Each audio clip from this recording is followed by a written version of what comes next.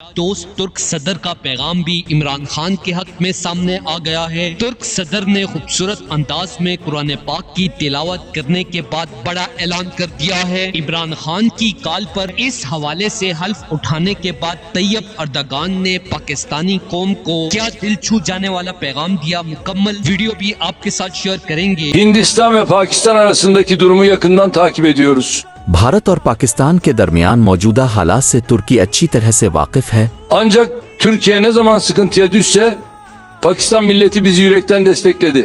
मैं एशिया खत्ते में मौजूद अपने भाई पाकिस्तान से तुर्की की आवाम की तरफ से मुखातिब हूँ। Pakistan ordusu ülkesini savunmayı bilir. Ama biz savaş istemiyoruz. Pakistan किसी हालात में भी अकेला नहीं और न ही तुर्की की आवाम अपने भाई को मुश्किल में तन्हा छोड़ेगी।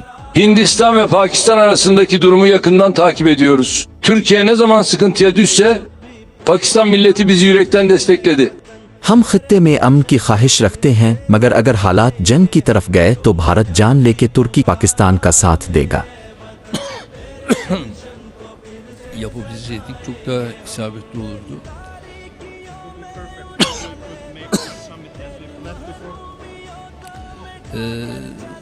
Fakat Sayın İmran Han'ın önemli bazı gerekçeleri sebebiyle kendisi katılamıyor.